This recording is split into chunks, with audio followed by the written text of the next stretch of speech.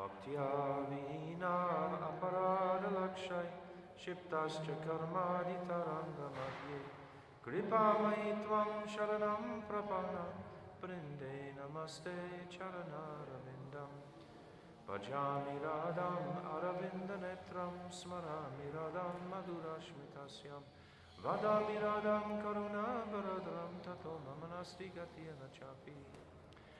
I first of all offer millions and millions of Dandavat pranams unto the lotus feet of my beloved Gurudev Nityalila Pravishna Om Asto Tadasara Shishimad Srila Bhativedanta Narayana Goswami Maharaj. And the same again millions and millions of times unto the lotus feet of my beloved Nityalila Pravishna Om Asto Tadasara Shishimad Srila Bhativedanta Swami Srila Prabhupada. And all the Vaishnav and Vaishnavi devotees of the Lord, Dandavat pranams.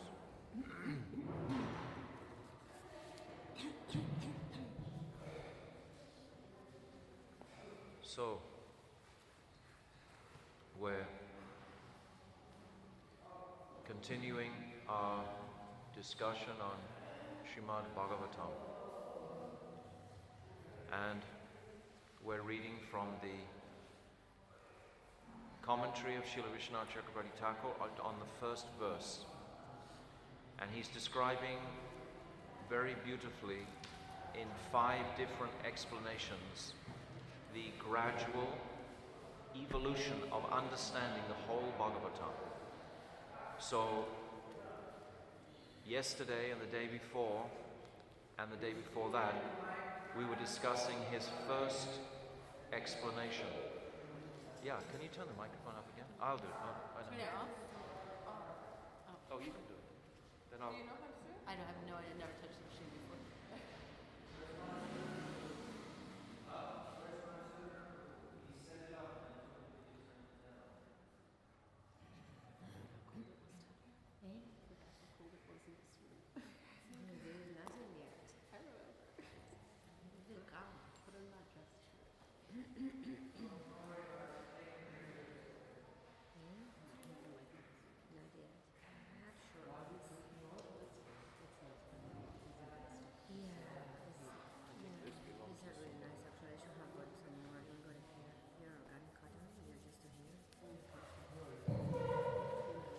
So,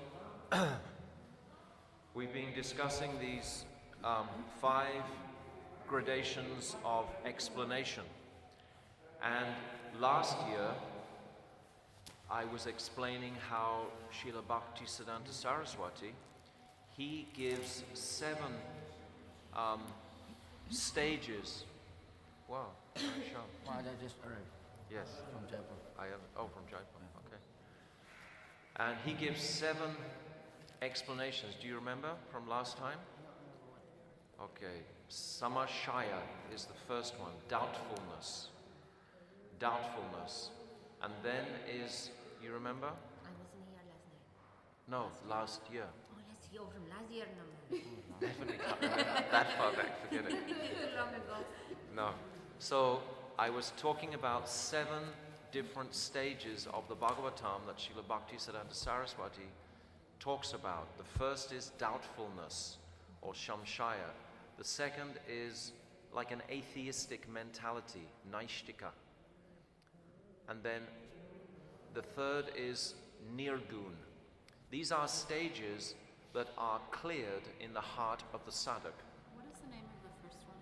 Samshaya, S-A-M-S-A-Y-A. Samsaya, it means doubtfulness. So this Bhagavatam is clearing the doubt. Maybe you can remember also last year, you were here, I was saying these 7 stages that Bhaktisiddhanta Saraswati explained. So I'm going to relate those 7 stages to the explanations that Srila Vishwanath Chakravarti Thakur is giving, because the acharyas never disagree. They say different aspects of the one absolute truth, but their explanations sort of like run over one another. They complement one another.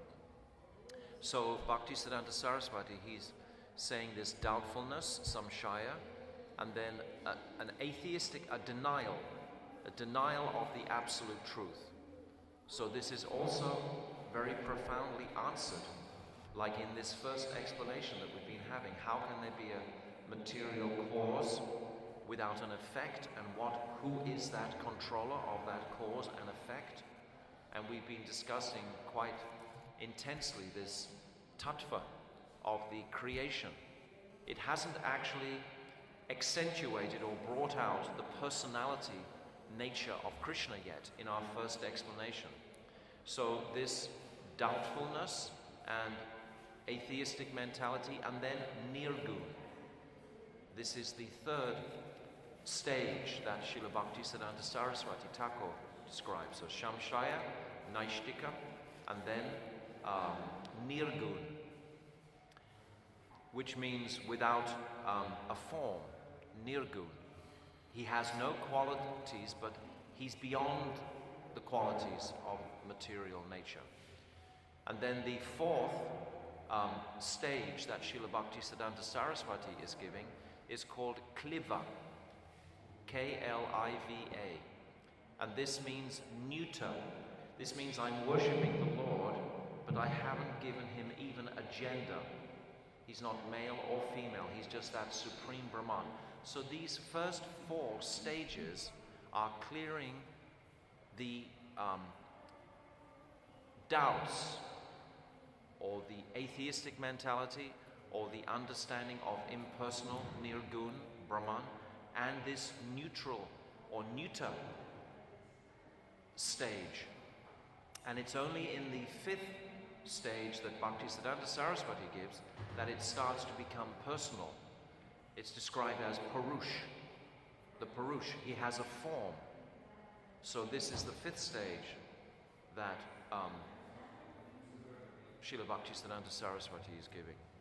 And then after that Purush form, then is called Mituna, which is that Purush is in the form of a male and a female, like Ram and Sita, like the potent and potency, Shakti, Shaktiman. So that's the next stage. Mituna, M-I-T-H-U-N-A, Mituna. And then so Mituna is the sixth stage. And then the next stage is Swakiya. Swakiya, Ras. And the stage after that is Parakiya. So Bhaktisiddhanta Saraswati, he's explaining those stages in that way of the Bhagavatam. I'm explaining this morning just to give us an idea of how many different directions you can come to try and understand this Srimad Bhagavatam. It's so packed with all of the truths in existence. There's nothing that is lacking. So for the last 2-3 days, we've just discussed Srila. So let me just finish that. So in the first four explanations, that's Samshaya, Nashtika, Nirgun, and Kliva, those four are relating to aspects of the Brahman, like what Srila Vishwanath Chakravarti Thakur has been describing in his first explanation. And then the second stage, or the fifth stage, which is the Purush, which is a form. This is like the second explanation that Srila Vishwanath Chakravarti Thakur is going to give. And then the last three, this Mituna, Swakiya, and Parakiya, are coming in the next two explanations. So we can see this beautiful synchronicity between Srila Vishwanath Chakravarti Thakur's presentation and Srila Bhaktisiddhanta Saraswati's. It's very wonderful to perceive these interrelation of their explanations. So we were discussing a form of Krishna, but it was in a very great form, this Brahman. And we talked yesterday something about Kadama Muni, and we talked about, what else did we talk about yesterday?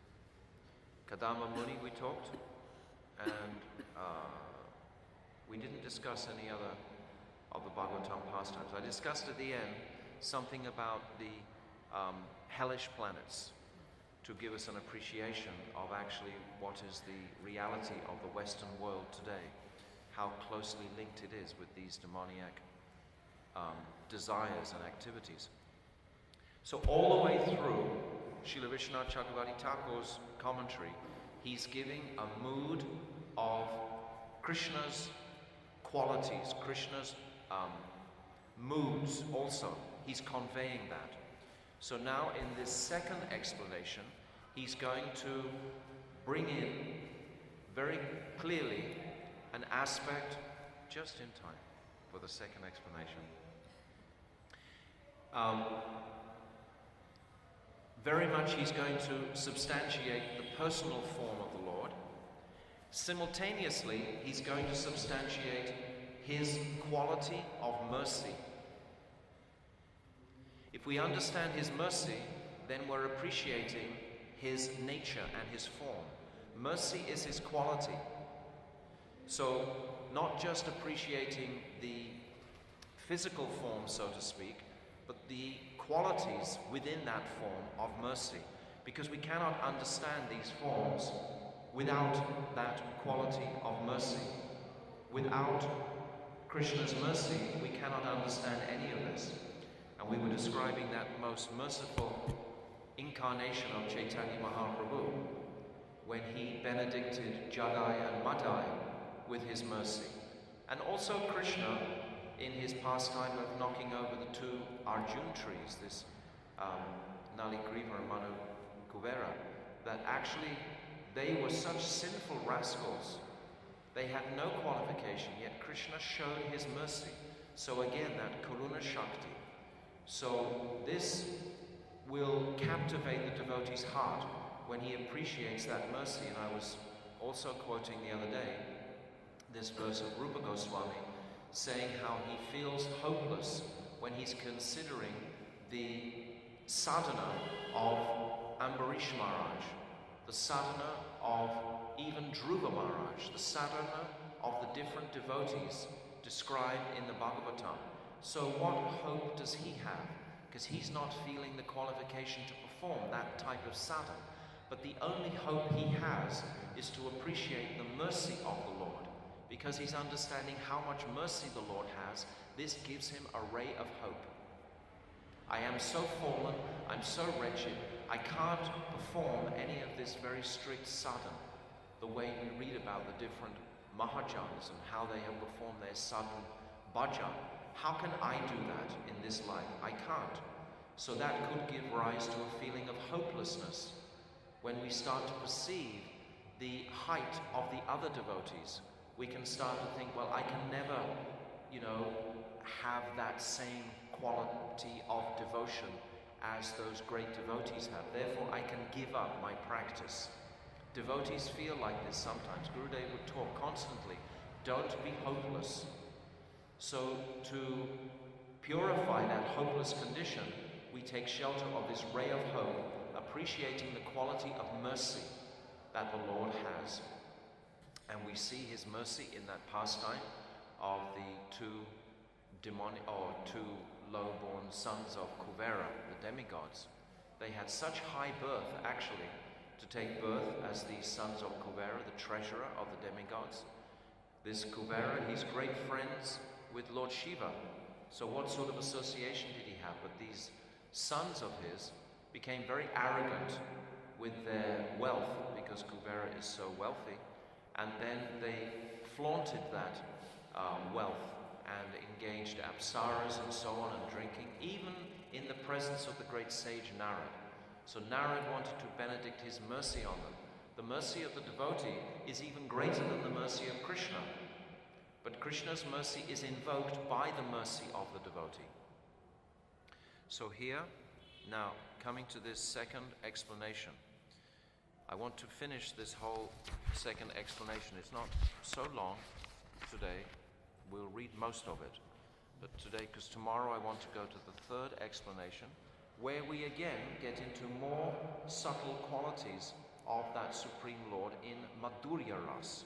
That's the third explanation. There's 5 explanations here that Vishwanath Chakravarti Thakur is going to present. So now in this second explanation, Let us meditate on Krishna, who is known as Satya. We're talking about the Satyam, Parama, Dhimahi. These are the last words of the first verse. Am I going too fast? Can you understand? Okay. It's a lot of gyan, but the gyan is purifying. We have ignorance, as I described, blocking the soul from his relationship with Krishna. We need this vidya. We need to know substantially who is Krishna, how is Krishna, what is Krishna, where is Krishna first. And we need to know then, what is my relationship with that Supreme Person? How can I link with that person? I can link with that person through my feelings of attraction. When I become attracted to that person, then I'm linking in relationship with that person, that place of consciousness where I'm feeling nothing but attraction to bringing Krishna pleasure.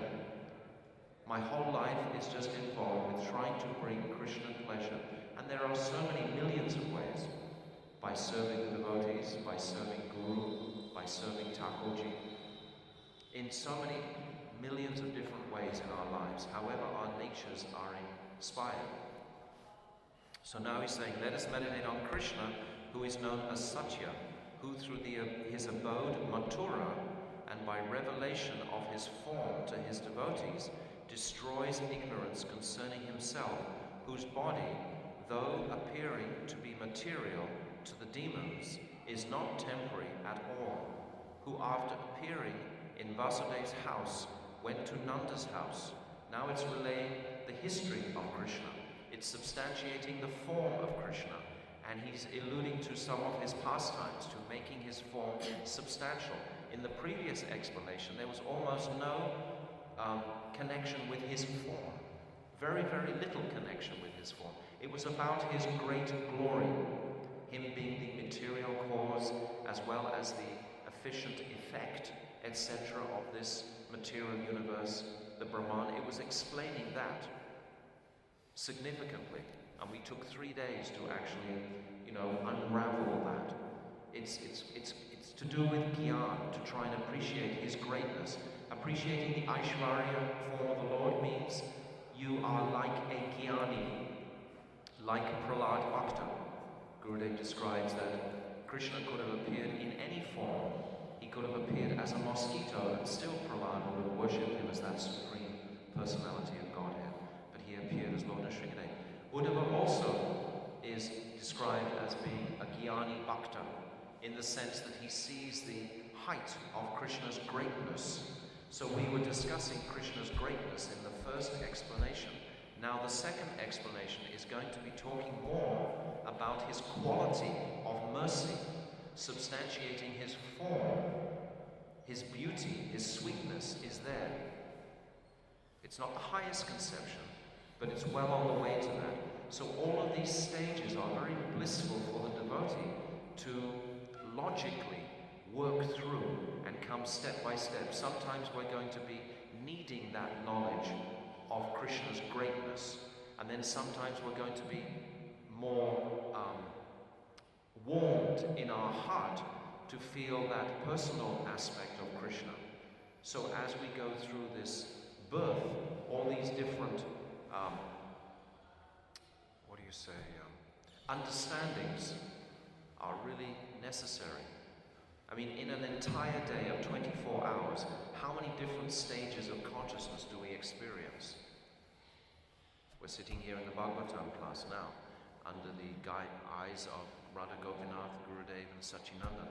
But then afterwards we're going to be chattering to somebody, and then we're going to be walking alone, perhaps thinking of the Brahman, and then we're going to be meeting with other devotees again, perhaps more connecting with Krishna, and then again and again and again. All different stages of consciousness we'll experience in the day.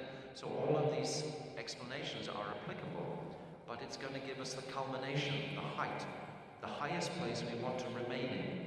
So here, in this mood of understanding Krishna's mercy, so I'll carry on. So after appearing in Vasudev's house, went to Nanda's home, knowing how to cheat Kamsa, and who, knowing the appearance of his devotees' praying in Braj, remained there because of his own people, though he is in all cases independent. Now it's saying that he's independent, but actually in the complete Madhurya conception, he's not independent. He's controlled by the love of his devotees. But here in this explanation, it's proposing that he is independent, and he's not entirely controlled by the love of his devotees, and who revealed that the cows and calves were actually the Supreme Brahman to Brahma by his will, which bewilders even persons such as Narada. So then he explains that beautiful pastime of the Brahma Vimohan Lila, when it appears that Krishna becomes bewildered by the illusory energy, just as Lord Brahma is bewildered himself by Maya Devi. Krishna is not really bewildered, actually. Yoga Maya allows him to act out that part of being bewildered. So now we're crossing over two lines of consideration. This line where Krishna is independent, and the line where he's dependent on his devotees' love. It's almost a line of consciousness. And sometimes we can be experiencing that reality of Krishna being the complete independent person, and other times we can be relishing his mood, just like when we're reading Gopi Geet. Actually, Krishna becomes dependent on the gopis for their sweetness and their loving exchanges with him. So we're seeing the difference there. So these differences are very beautiful to talk about and to try and understand the explanations that the acharyas have given us on them. Can you understand? It's very subtle, but devotees can embrace these subtleties because they chant Hare Krishna, because it expands their consciousness, and they can appreciate that also some things are achintya, can't be explained. It's achintya bhav. And then, in that Brahma Vimohan Leela, of course, Krishna manifests all the cows, calves, and the cowherd boys as manifestations from himself. So when Lord Brahma, he sees all those expansions coming from Krishna, he thinks, oh, that is the original cowherd boy. He doesn't know that the original cowherd boy is actually in his own personal swarup and identity. Because when Balaram Prabhu, he saw that same aspect of Krishna's expansion, he was wondering, why are these looking like expansions of Krishna? I always thought they were highly exalted souls. And then Krishna explains, actually this was just to bewilder Lord Brahma. Actually those real forms of Sridham and Subal, etc., they're hidden in a cave. And very soon I will allow them to come out again into my pastimes. So these cowherd boys, they are extremely elevated personalities. They're manifested directly from Baladev Prabhu into the spiritual world, their bodies. They're Nitya Siddha Parakas. They're not coming from Krishna's energy. They're their own personalities coming from Swarup Shakti ultimately. But Lord Brahma, he saw those expansions and he thought, oh, that's who they are in actuality. But that's not who they are. I'll carry on reading here. Since the Supreme Lord is the Angi in relation to all other topics, he's the root of all other topics, and since Krishna is the chief form of the Lord, and since there is praise of his extraordinary qualities, Krishna should be indicated in this first verse. So now he's explaining the first verse, this Satyam Paramadimahi, that the personality who's been talked about is Krishna. But Krishna, he's still relating to his greatness and qualities and so on. He hasn't gone into the Madhurya yet. So this greatness of qualities also has its potency on its own as separate. Bhativedanta Thakur, he explains that sadhaks on their journey, they sometimes come to a revelation, for example, that, oh, Krishna is the Brahman. And then they stop there on that realization. Then they're called like Brahmavadis. And then they might go to another stage where they realize the great qualities of Krishna, and they stop on that Aishwarya platform of Vaikuntha. And then they may go to another stage where they're realizing the Madhurya aspect of Krishna. So all of these levels, all of these steps is important to appreciate. Thus, a second explanation of the first verse has arisen, devoted only to Krishna. So now this second explanation is about just that person, Krishna, his form and his mercy quality, which is the highest quality of Krishna, his Karuna Shakti. So this is what he's explaining in this second explanation. He's saying, let us meditate on Krishna, who always destroys the ignorance of the jivas by his abode called Mathura and by his form.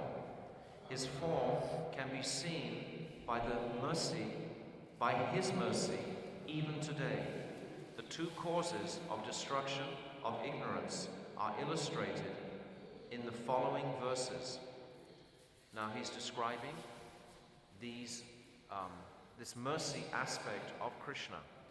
So this second explanation is about the form of Krishna. The first explanation was more about his greatness alone.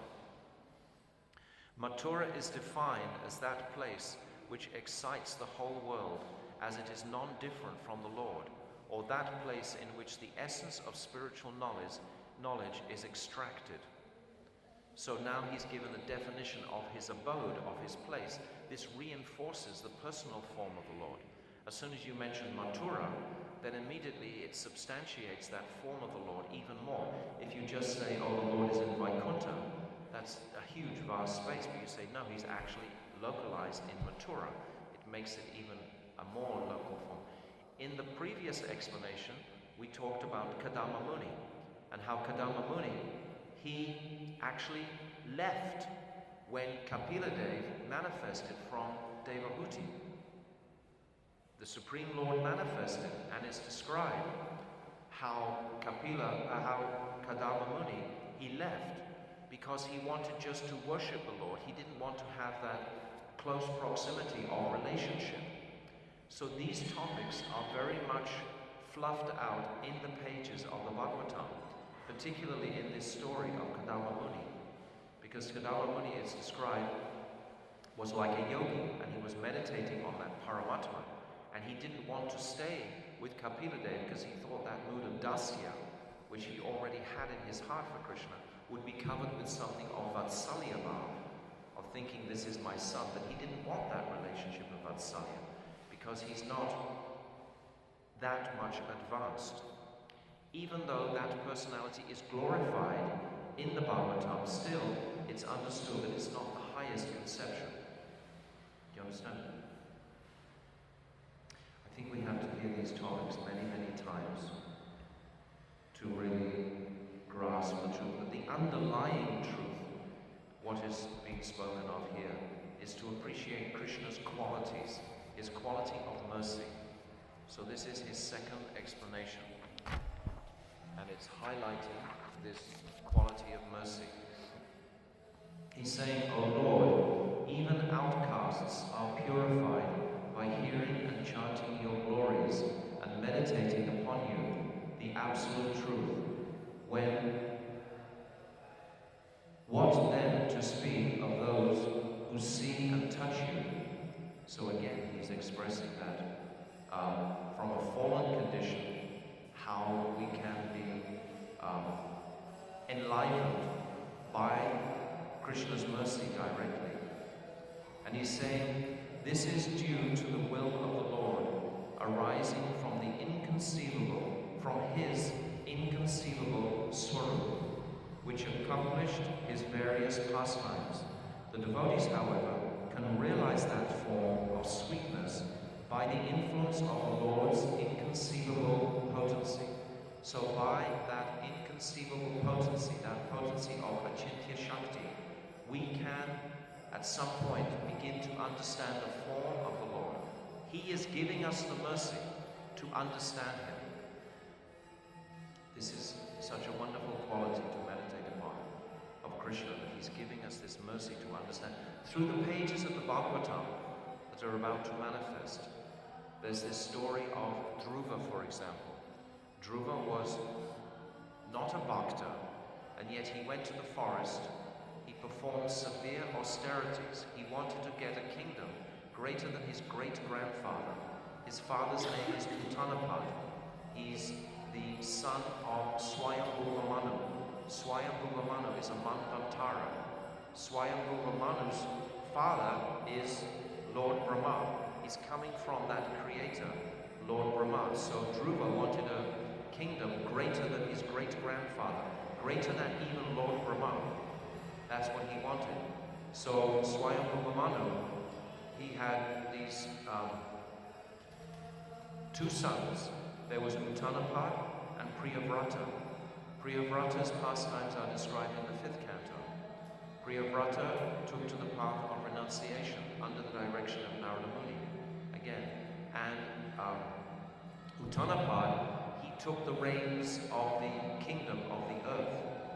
And then Dhruva Maharaj, he wanted to sit on his father's lap, but his stepmother, Suruchi, she refused him, she denied him. She said, no, not until you're born from my womb are you eligible to sit on your father's lap. And then Dhruva, he became incensed with anger, this Kshatriya nature within him. And he went to his mother, Suniti, and he asked, how can I sit on my father's lap? What do I have to do to take this kingship? And she said, oh, you should go to the forest and meditate on the Supreme Lord. He can fulfill all desires, material and spiritual. So on his way to the forest, he met Narada Muni. Narada Muni gave him this mantra, Om Namo Bhagavate Vasudevaya. And then he told him to meditate in Madhuvan, meditate on the Supreme Lord, but he wanted something. So this pastime is describing still, nevertheless, the mercy of the Lord to fulfill the desire of his very young devotee. And then he meditated Narada Muni told him that after 6 months, you will have darshan of the Lord directly with your eyes. And Dhruva Maharaj, in his practice, he made a form of the Lord, as Narada has instructed, and he began to perform great austerity and tapasya. In the first month, every 3 days, he would just take some fruits and nuts from the forest. And then in the second month, every 6 days, he would just take some leaves and some grass. And then in the third month, every 9 days, he would just take some water. And then in the fourth month, every 12 days, he would take a breath of air. And then in the 5th month, he was standing on his 1 foot and only breathing, taking a breath every 12 days. But his meditation became so intense that by the 6th month, he was not even taking that breath every 12 days. So he worked through all these progressions of tapasya. And then finally, the demigods felt like they were choking, because actually by the force of his tapasya, it was suffocating all the planetary systems by this one young boy. And then Krishna, he manifested to Dhruva and showed him his form. At first, Dhruva was meditating on that form within the heart. Then all of a sudden it disappeared, and then he suddenly saw him outside. And then he didn't know how to even chant prayers in glorification of the Lord. Then the Lord touched him with his conch shell, and then he was able to chant beautiful glorification of Dhruva Maharaj. But this is describing the mercy of the Lord. The Lord even appeared at that time, and then the Lord fulfilled Dhruva's material desire, even though after having darshan of the Lord, Dhruva didn't want to have that benediction. But still the Lord gave him that benediction of having a kingdom greater than his great-grandfather. In other words, the pole star, which is never annihilated even at the time of destruction. That pole star remains even at the end of Lord Brahma's life. The pole star is there. So this is described on the pages of the Bhagavatam. The purpose of our discussing for 7 days is to give us inspiration to read and read and read every single day this Srimad Bhagavatam, So I'm interjecting with pastimes from the Bhagavatam to try and inspire us to read, but to try and understand from these pastimes the nature of the Lord, what is being revealed through these pastimes. Many teachings are there, but in this particular instance of describing this second explanation, the message is to appreciate Krishna's mercy and to make that form of Krishna more prominent in our meditation and consciousnesses, not to let us linger in those ideas of the Brahman or those impersonal conceptions that sometimes during the 24 hours of the day we may have. It's not going to be continuous that we're thinking of Radha and Krishna or our service in the Kunj, etc., or something very esoteric. But many times we will come into these different places of consciousness.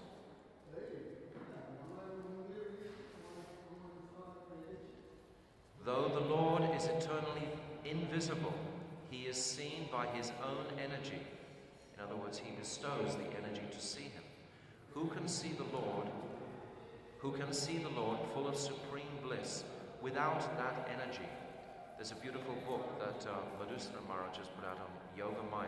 It's very, very beautiful. You get a chance to read it. You see the workings of Yoga Maya in every single instance.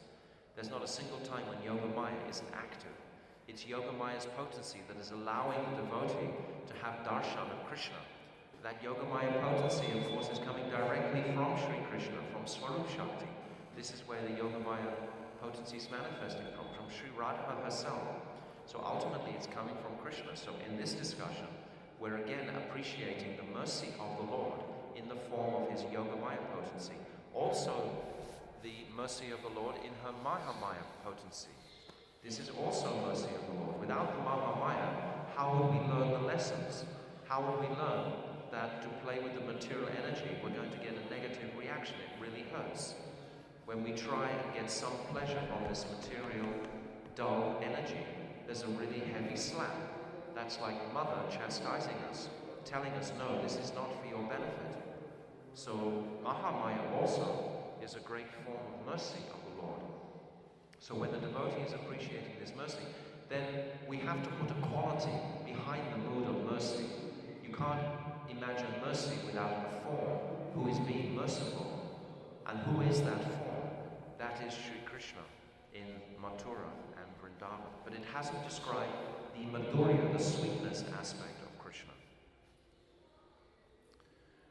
Thus, by the self-manifesting energy arising from his own will, the Lord, who is not visible to the eye, becomes visible to the eyes. So he's making this point very clearly. Now it's saying,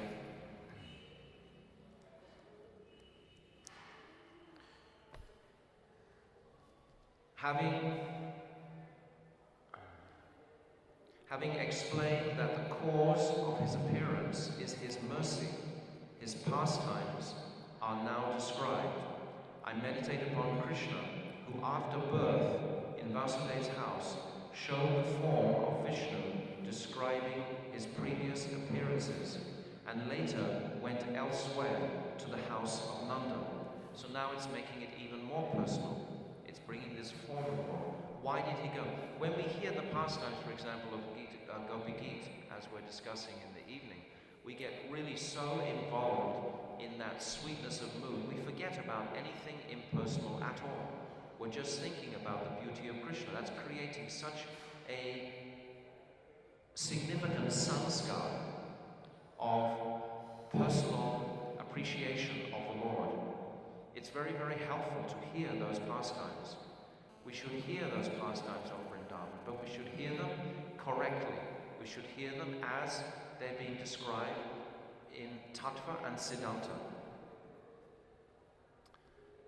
Where did he go? Knowing his purposes, such as how to cheat Kamsa, or knowing those who had revealed forms with various types of praying, such as Vatsalya in Braj, he went to Nanda's house. But this does not mean, he's repeating the same as I said in the beginning.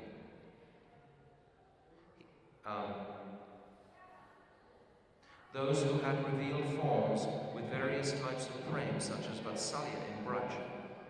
He's not describing that Vatsalya, but he's alluding to it.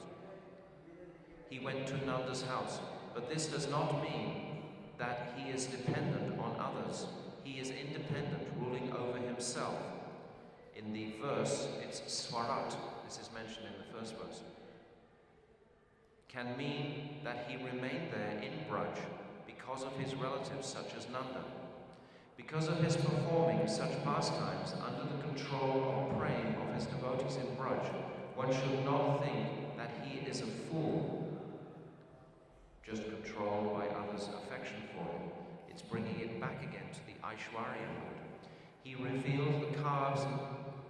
Seems like I've read this before, but it's repeating what we've just said earlier about the pastime of revealing the calves and cowherd boys to be Brahman, and he's revealing this to Lord Brahma by his will alone. Then it's saying, or Krishna, by the statements of his Swamsa form Matsya, revealed his form as impersonal Brahman to Satyavrata, Adikavaya. Satyavrata was a great poet, who was the wise man, Kavi, the founder of his dynasty.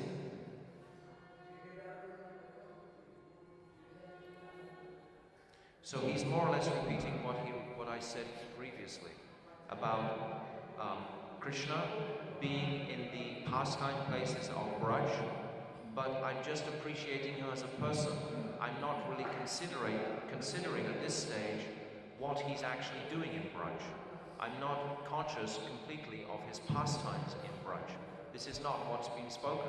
It's like throughout the first 9 cantos of the Bhagavatam, the pastimes of Braj are not mentioned. Practically, they're not even, alluded to. It's pastimes of Prithu Maharaj, etc., like that. This is another form that within the pages of the Bhagavatam is described very beautifully. This pastime of Prithu is Shakti Vesh Avatar. Again, it's substantiating the form of Krishna being worshipped by the citizens. So the citizens, they're worshipping Prithu Maharaj. After Dhruva Maharaj left the world, then many other kings came, and then Venu came, the great-grandson of Dhruva Maharaj. And he was so demoniac, he would actually kill the children that he would play with when he was a young child. I mean, he was so demoniac. His mother is described as being a plenary portion of death, personified itself like a demon. So that was who his mother was, even though his father was coming in astray from Dhruva Maharaj. But his mother had this demoniac part of her that was coming from death personified. And then when he came into kingship, he would disregard all the words of the Brahmana. In fact, at one point he stopped all the yagyas. He disregarded worshipping and honoring the cows.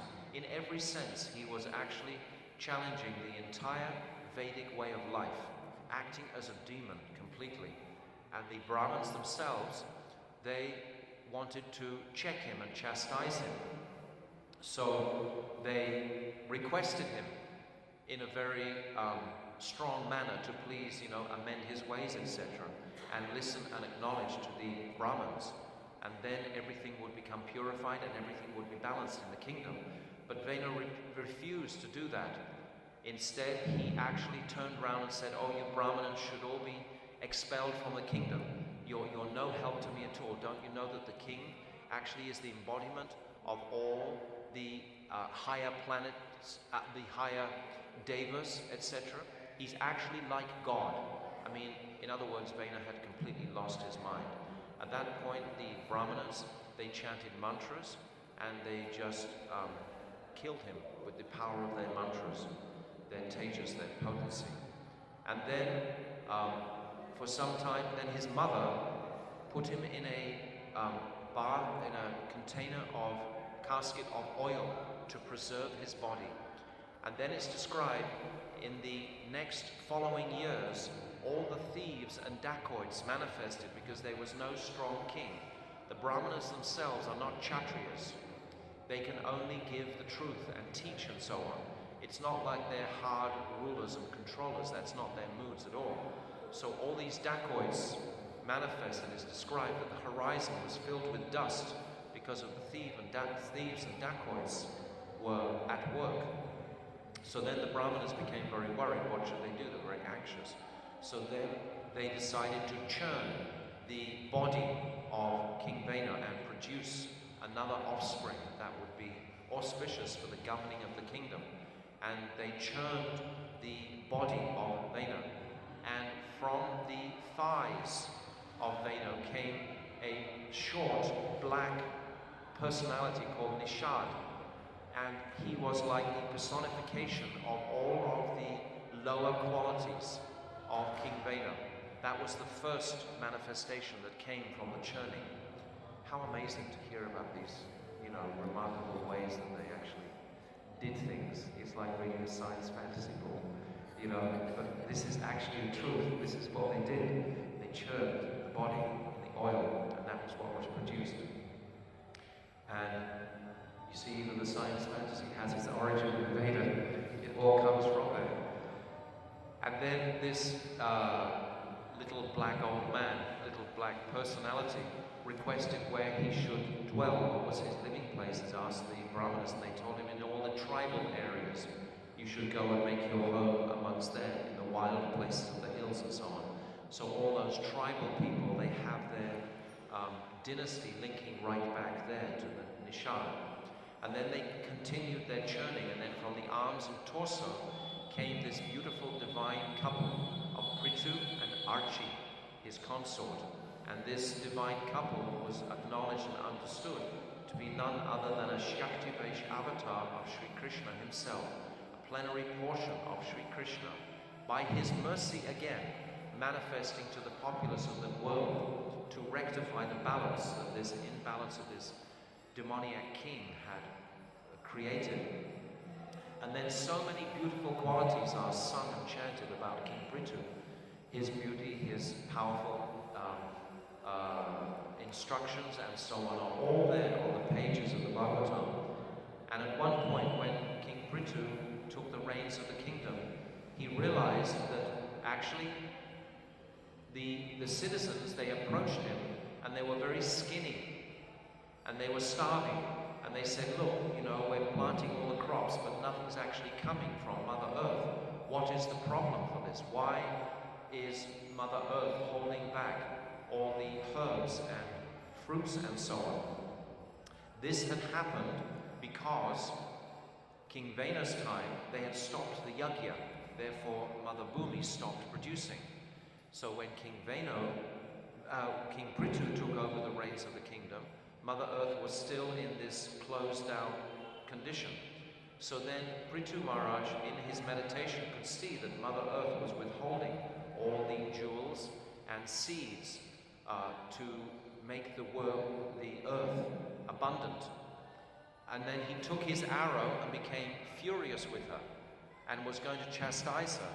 And then Mother Earth, she takes the form of a cow and she starts going through the airways. And King Prithu, he follows her through the airways. One of the gifts he was given by all the devas who were worshipping him at the very beginning was a pair of slippers by Kuvera, which had mystic power, which you put on and you can go anywhere in the universe. So he had this particular opulence, so he went in his new slippers chasing the mother cow, Mother Earth. And Mother Earth went everywhere trying to avoid his very sharp arrows. And finally she turned to him appealing, taking shelter of him, submitting to him in a surrendered mood, saying, oh please, I'm taking shelter of you. Why are you harassing me like this? Then Prithu Maharaj is explaining, because you're withholding all the fruits and seeds within your body and you're not giving the citizens their nourishment. So then Mother Earth is explaining that actually this was because no yajnas had been done previously. But now, if Prithu Maharaj wants to milk her, then he can milk out again all these jewels from her. And Mother Earth is saying you have to have a calf, you have to make a calf, and you have to make a pot to catch the milk. So Prithu, he makes, what is it? Who is the calf? I think it's Arjuna is the calf. And then his two hands become the container to take all the milk that is coming. Oh, Brihaspati is the calf, the spiritual master of the demigods. And then takes out all the... Actually, let me just... This is an interesting part of the Bhagavatam. Let me read it. I have to find it. I wasn't expecting to talk about this today.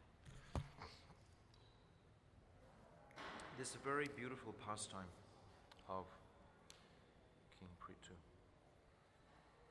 Does anyone else remember the pastime? Sajjan Maharaj, you remember the details of that? Not the detail. Huh? Not those details. Yeah. Well, we have time to read some details because it gives us a greater picture if we just read some of the details anyway. Let me just find this.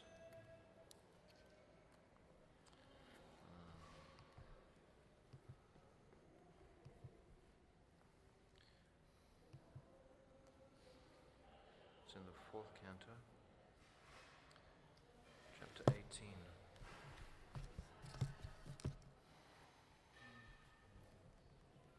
These Kindles are amazing. Modern technology. How they can be dovetailed from Krishna. You don't have to carry a library around.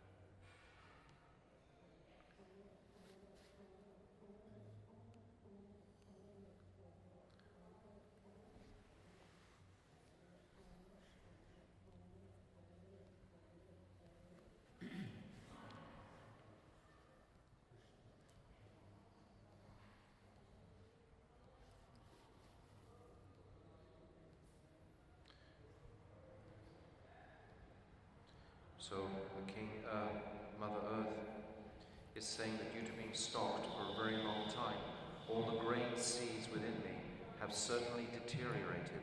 Therefore you should immediately arrange to take these seeds out by the standard process which is recommended by the Acharyas of Shastra.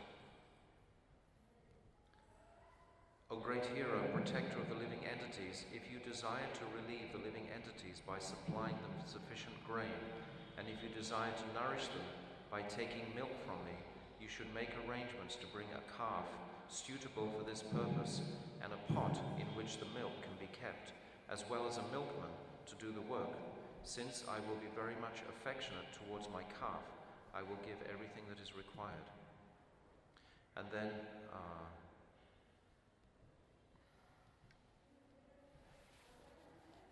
the king accepted them. He then transformed Swayambhuva Manu into the calf and milked all the herbs and grains from the earth in the form of a cow, keeping them in his cupped hands. Others, who were as intelligent as King Prithu, also took the essence out of the earthly planet. Indeed, everyone took this opportunity to follow in the footsteps of King Prithu and get whatever he desired from planet Earth. And there's a whole long list of all the different personalities who take. For example, all the great sages transformed Brihaspati into a calf, and making the senses into a pot, they milked all kinds of Vedic knowledge to purify words, mind, and hearing. All the demigods made Indra, the king of heaven, into a calf, and from the earth they milked the beverage soma, which is nectar. Thus they became very powerful in mental speculation and bodily and sensual strength. So this is a pastime showing the mercy of the Lord, that he's balancing Mother Bhumi once more after it had become imbalanced through the irregular behavior of King Vena. So again, we're hearing all these pastimes, but the underlying quality the mood of mercy. Because if we're looking in this Bhagavatam for the moods with which it's going to give me, because we read all these different aspects that are appealing to our knowledge, our mind and so on, but still, what is the mood underlying that is to appreciate the sweetness and beauty and wonderful nature of the Supreme Lord. So this is the final conclusion in this second explanation. Sridhar Swami explains this verse as follows: you will directly see this Brahman, which will be by my mercy, by Krishna's mercy. It will be explained at the beginning of the prayers of the personified Vedas that the Brahman is realized only by the Lord's mercy. So this explanation he's giving is, in a nutshell, just to appreciate the personal form of the Lord, taking his birth in Mathura, performing pastimes in Vrindavan, and being controlled at some time by the love of the Brajavasis. But this explanation of this first verse is still very much in the Aishwarya conception. It's only tomorrow, when we start to examine the third explanation, that he dives right into the Madhurya aspect of this first verse. So, first explanation is the Brahman in principle. The second explanation is the personality of Krishna, qualified by his extreme mercy, shown throughout the Bhagavatam in so many examples, for example, Prithu Maharaj. So that's basically the sum and substance of what I wanted to share today, or explain today. As I've explained, this is the first time I'm speaking this publicly. Like normally we speak more about all the different pastimes within the Bhagavatam.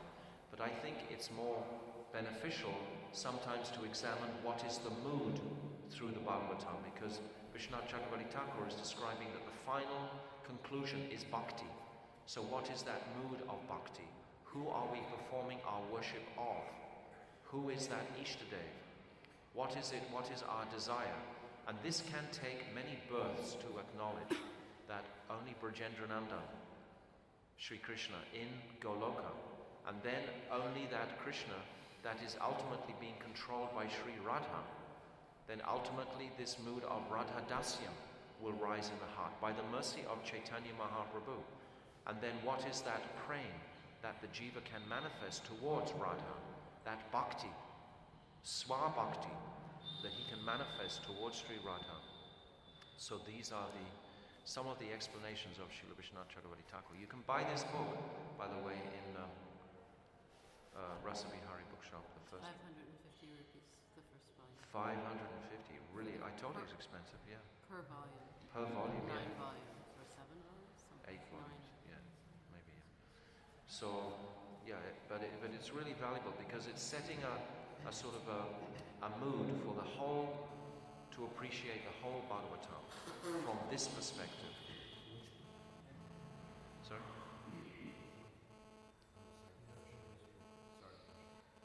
Yeah, Artha Darshani.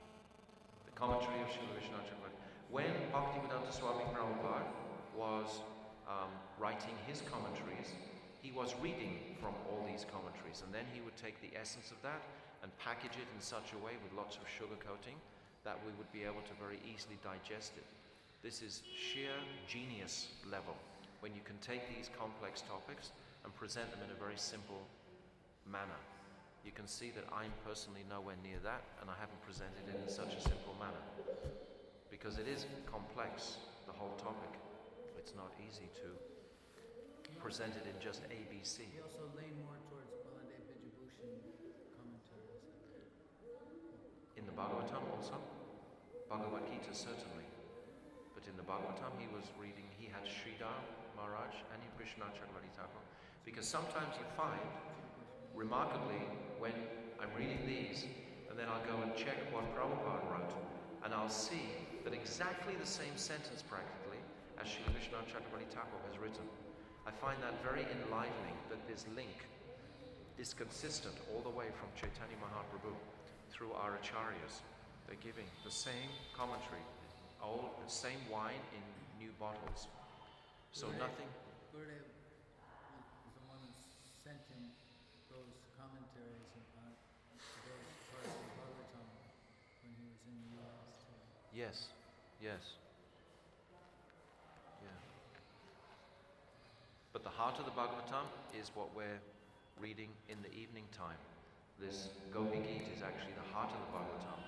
And I'm not really making much comment, I'm just reading it through, just more or less as it is. And it's very relishable to appreciate Srila Vishwanath Chakravarti Thakur's commentary coming through the lotus mouth of Sri Gurudev. He's actually giving us his commentary on this Gopi Gita, but supported, of course, by Srila Vishwanath Chakravarti Thakur. Is something beneficial, what I'm explaining here? Is it okay? I have to know that you're understanding it, because I think it's quite a complex topic. I don't think it's just straightforward like some other topics. I didn't want to make it just an entertaining class or anything like that. I actually want to study this myself. I am studying by having the opportunity to speak it to you. So if you ever get an opportunity to explain this to other people, that's when we get the mercy to understand it a little bit more. If we're listening, we get a certain amount of understanding, but if we get the chance to actually speak it, and of course interrelated with all the other pastimes of the Bhagavatam, that means we have to be quite fluent in our understanding of how the Bhagavatam proceeds through the different cantos and so on, what they represent, and how they unveil themselves. Actually, I've got here, if anybody wants to make a color copy, I've made a copy of all the chapters in the Bhagavatam, and I've grouped them together in different colors, saying like different topics that are being discussed, like Dhruva, for example, or Kadama Muni is all in this red here, all those chapters there.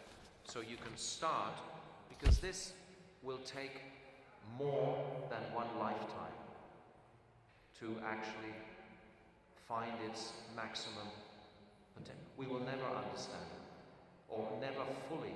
Its length and breadth are inconceivable. They're like without limits. But we can make a start and become very safe in our journey.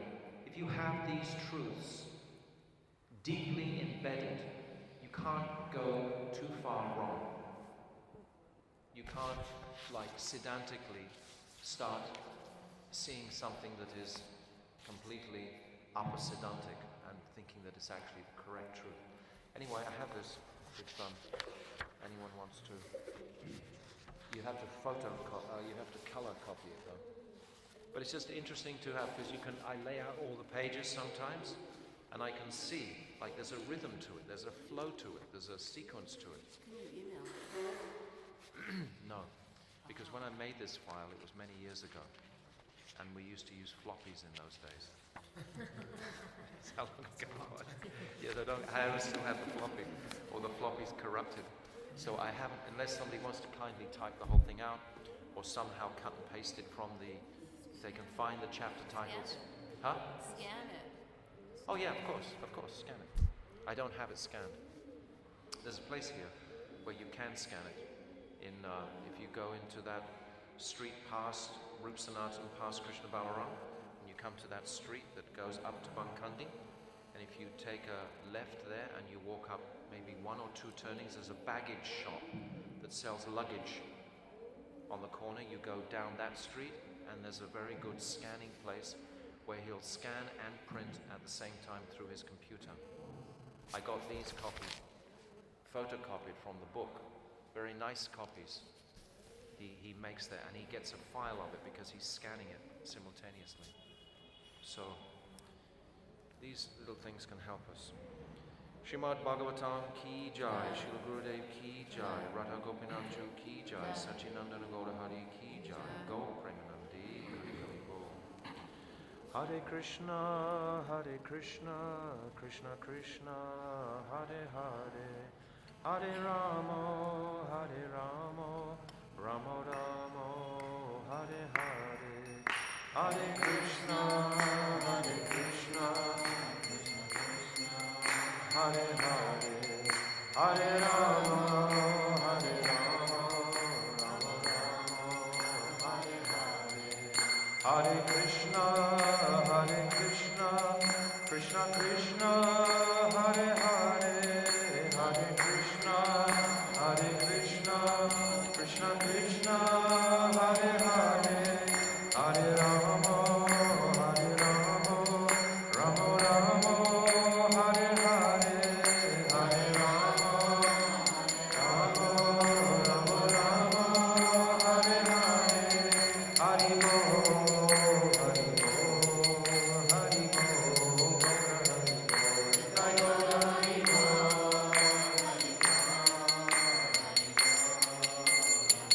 Jaya Sachinandam Jaya Gaura Hari, Sachinandam Jaya Gaura Hari, Jaya Sachinandam Jaya Gaura Hari, Sachinandam Jaya Gaura Hari. Jaya Radha Gopinath Radha Gopinath Radhe, Jaya Radha Gopinath Radha Gopinath Radhe, O Jaya Radhe, Jaya Radhe, Jaya Radhe.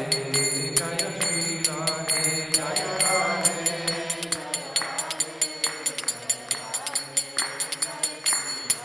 O Jaya Vrindavan Nandini Radhe Radhe, Vrindavan Nandini Radhe Radhe,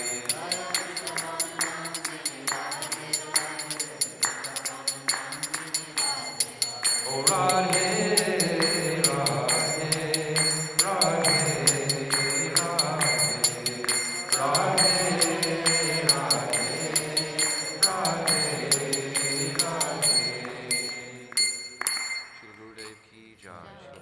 Swami Srila Prabhupada ki jai, Ananta Kota Vaishnava Vrinda ki jai, Gaur Premanandi, Hari Hari Bol, Panchakapa Tribhyascha, Kripa